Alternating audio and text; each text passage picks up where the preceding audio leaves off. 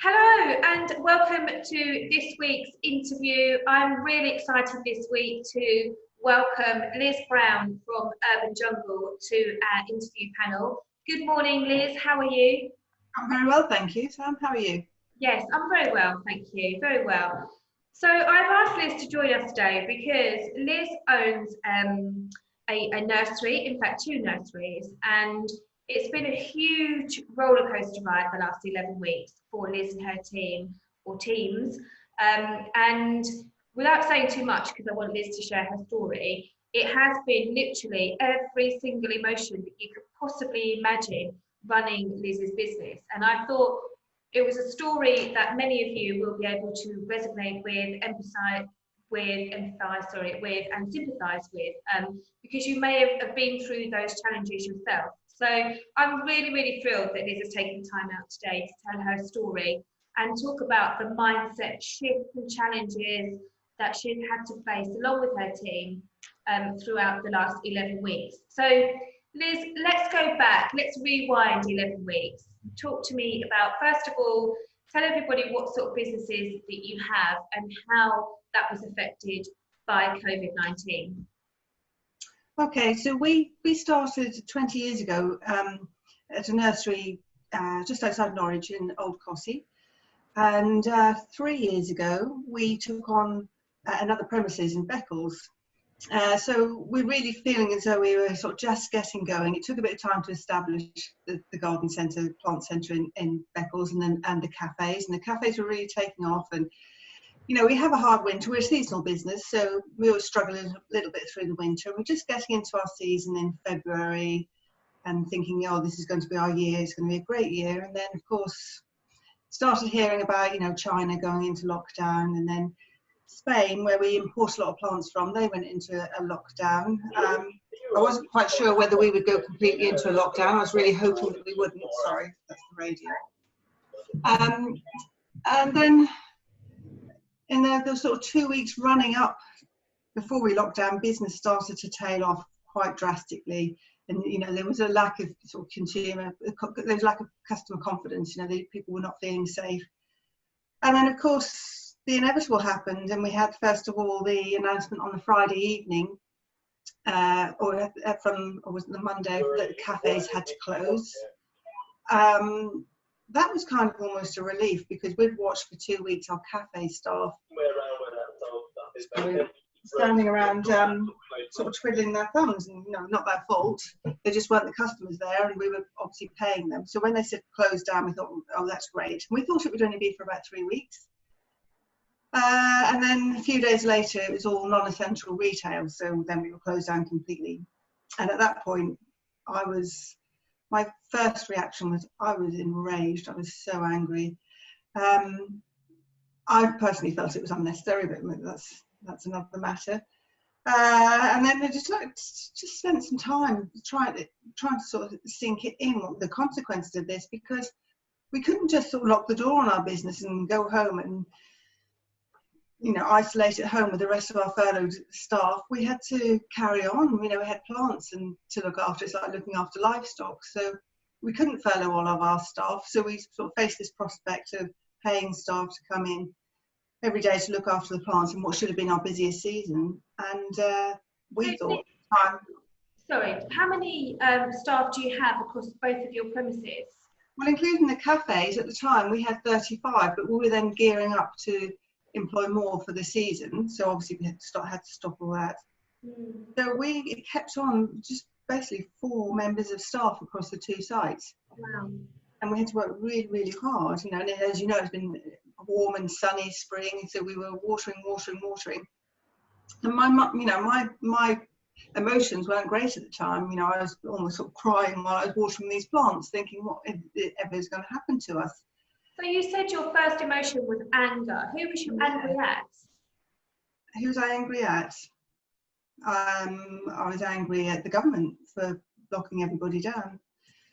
My personal opinion is it was wrong. The consequences of the economic disaster that this might cause aren't justified with the virus. I think there are other ways. You know, we could have isolated people who are very vulnerable, and the rest of the country could have carried on. Anyway, I'm not a scientist, and you know, it's not the scientific advice for what that's worth, but I didn't. Your first emotion was anger, and rage. Yeah. then you went into sadness, as it seems, because then you just described that you were literally watering the plants, you know, quite tearful. That, you know, again, what was you sad about? Was it the fact that you could lose half of your stock, or were you sad about the season you're going to lose? Were you sad about your, you know, what was it that was causing the sadness? Yes, it was both. It was, you know, I really didn't see how I was going to manage all this stock with just the few staff that we had. Obviously, the sort of loss of revenue at what should have been like our busy time. Yeah. And you know, I felt sorry for some of the staff as well. You know, some of them, you know, really didn't want to be furloughed. They wanted to carry on working. And just like, I just felt as though we worked so hard over the years to build this business up, and like, just like that, it was trashed. No income. We have very few weeks of the year to make our money. Much like, you know, there are other businesses, tourism, you know, they're the same, except they don't have to. They can shut the doors on their hotels or whatever, and mothball. We couldn't do that sort of mothballing that would have been good. We just had to carry on, and then after 3 weeks, you know, we waited for the next announcement. Oh, you know, realised that we weren't going to be open again. Yeah. So I remember back then, you'd had your first couple of weeks, and it really was, you know, I remember that emotion that you were quite angry and sad, understandably. And then something shifted, something changed. And all of a sudden, you know, there was a newfound energy and newfound positivity. So talk us through that change. What happened then? Well, we were trying to find loopholes so that we could open in some form. And we knew of a farm shop that's close to us that they'd really sort of ramped up their farm shop, and that they'd kind of found a loophole to have their plant centre open. So we thought, hey, what can we do? Can we turn our cafe into a farm shop? So we started sort of looking into that, and then very quickly we realised that they'd had their garden centre closed down as well, and they weren't allowed to sell their plants, so couldn't do that one. And then we realised that we had an awful lot of stock sitting here, like house plants, that were taking a lot of our time watering, and house plants would have a fairly short shelf life, really. So we decided that we'd just try and get rid of them however we could. So we just put an offer online, a mystery box of houseplants for half price. And, you know, we sent out a few social media posts about it, said they'd be available at 5 o'clock, thinking we'd get a few inquiries. And we had so many, it sort of crashed our website. And we had something like 120 orders for these mystery boxes. And then we sort of like stopped it because we were worried that we'd run out of plants. Right. So we quickly got those together and distributed those. We did them quite locally, so I took them around in my car. And then we had some left over, so we did it again, crashed the website. And then they were so popular, and customers were putting pictures on social media how much they loved them, and it felt good, you know, going around delivering them.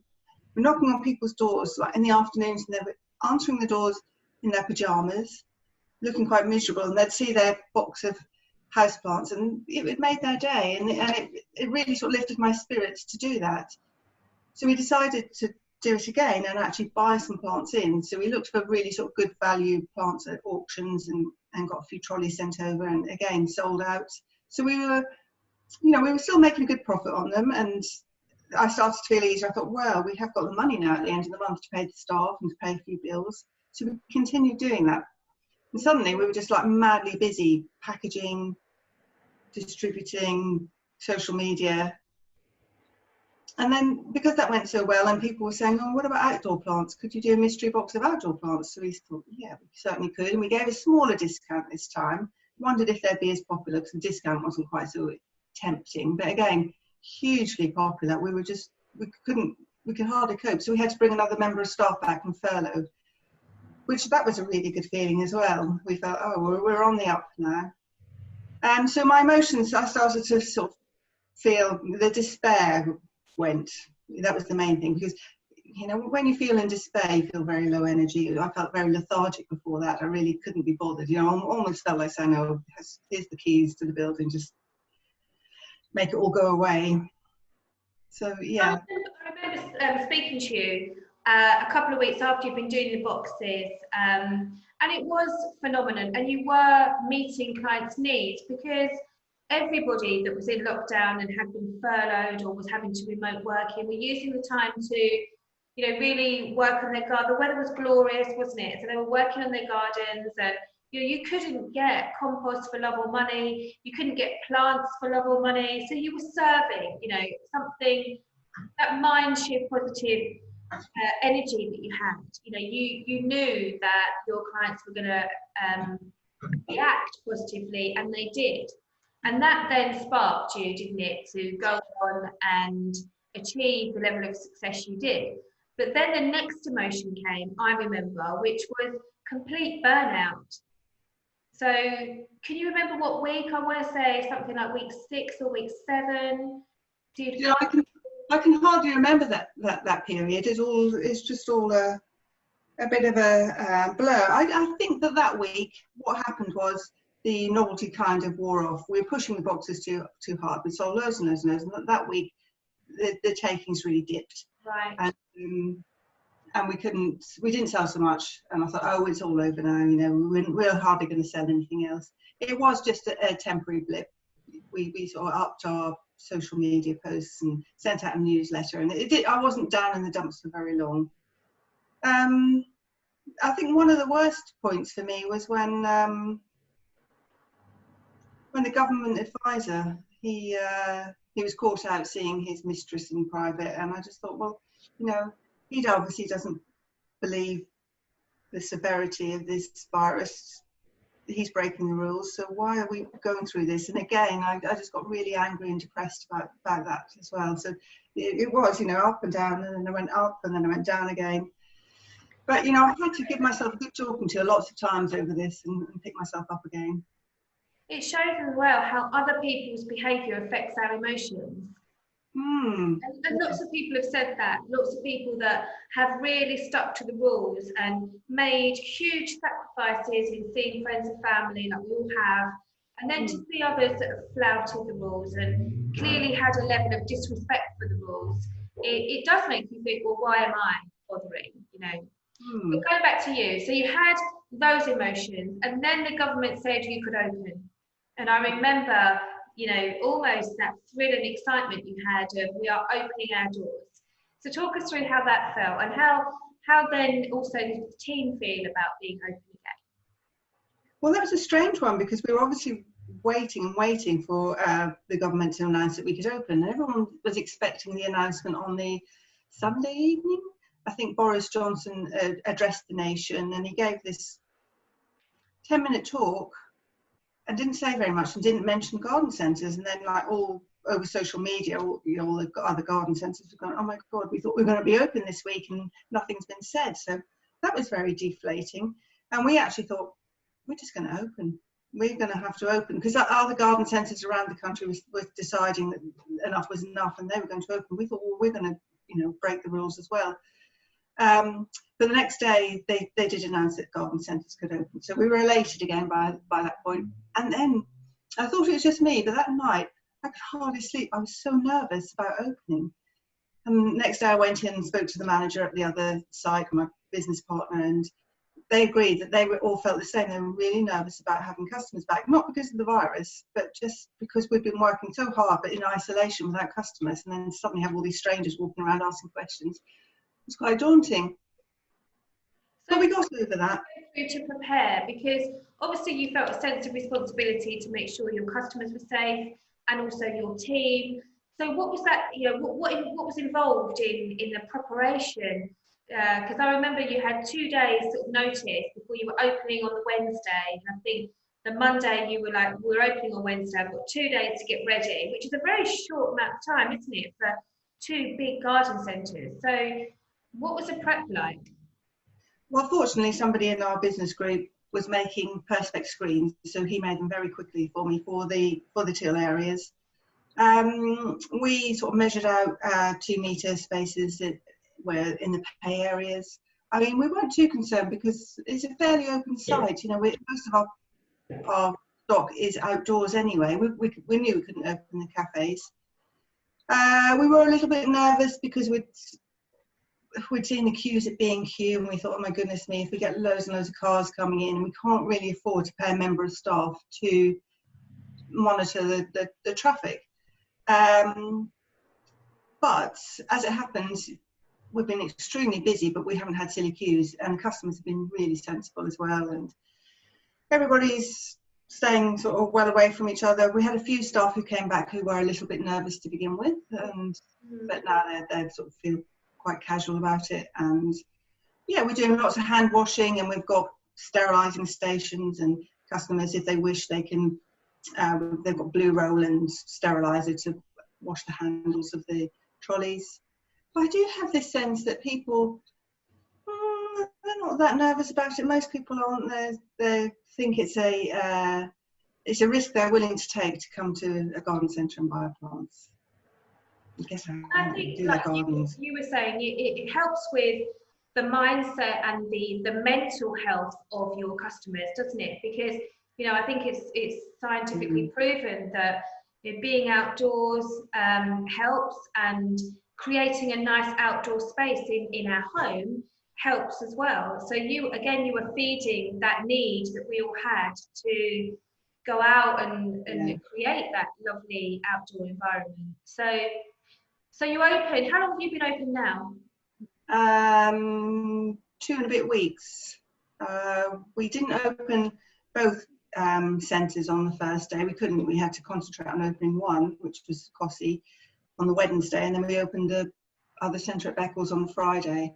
The main thing we had to do was tidy the place up. You know, obviously standards weren't as high when we had no customers there as we'd like them, so we were very busy tidying and cleaning and getting stock labels and making sure it looked its best. But while during lockdown, I think sort of two things happened. People had a lot of time on their hands to spend in their gardens, and people who weren't such keen gardeners suddenly became keen gardeners. Also, people felt as though they're trapped and they, stuck in isolation. And as you say, mental health as well. You know, I think a lot of people, it really saved their mental health. You know, when you're only allowed out for 1 hour a day, one of the places you can go to is a supermarket, which is a pretty soulless place. To come to a lovely garden centre and buy plants, take them home and do your garden. Yeah, we've got so many new customers who really weren't that keen on their gardens before, or only cut the grass or sort of maintained it, and now they're fascinated by gardening. And Gardener's World, the TV programme has more viewers than ever. People are really interested in propagating, and lots of people have been doing reading about gardens, or even our staff. They've got a renewed interest in their own gardens, which is fabulous. So, and then the unthinkable happened. So was it just last weekend when I think I learned that you'd had a break-in at one of your centres? Yeah, we think we might have been burgled a few times. We did notice that one of our chain fences at Beccles looked as though somebody had stood on it. It's 6 foot tall, but it looks a bit bashed down. We couldn't remember if it had been like that for a long time or not. And then we came to work one day, and some of our stock had gone, a row of really beautiful trees. Somebody just sort of obviously pulled up in the vehicle and helped themselves. That was easy to see that those had gone, because it was a whole long row of trees. Whether other things have gone, we don't know. It was very disappointing, and I've never been burgled at home, but I guess, you have a really terrible feeling that somebody's been in the night and been helping themselves. But we just had to get on. We couldn't dwell on it. We fixed the fence.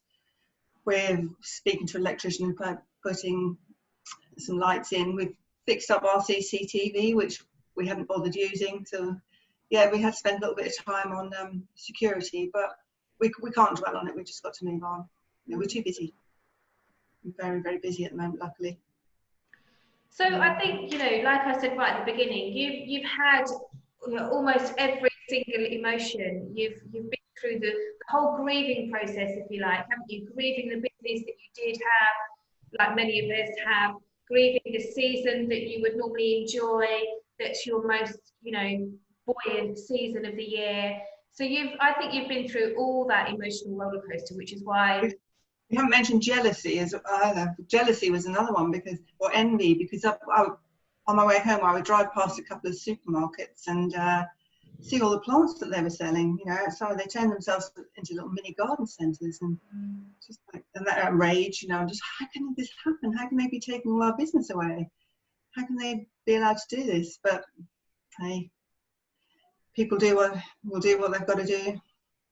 So we can add envy and jealousy to the list of emotions that so you really did have them all, didn't you? And, you know, I remember as well, sort of, you know, talking to you within the last 11 weeks at different points, and that whenever you had that emotion, it was really heightened. So when you were excited, I remember you being really excited. And then when you were frustrated and angry, I remember you being really frustrated and really angry. And, you know, I think all of your emotions have been really heightened because of, you know, obviously the issue that you've been in, and as well as your own emotions, you've got 2 sites, 35 people's emotions to manage as well, which, you know, again, deciding who to furlough, when to bring them back, who to bring back, trying to balance the revenue with furlough and unfurlough. It's, you know, all of that plays the emotional time, doesn't it, on your mind as well. So it's been a real challenge for you, Liz.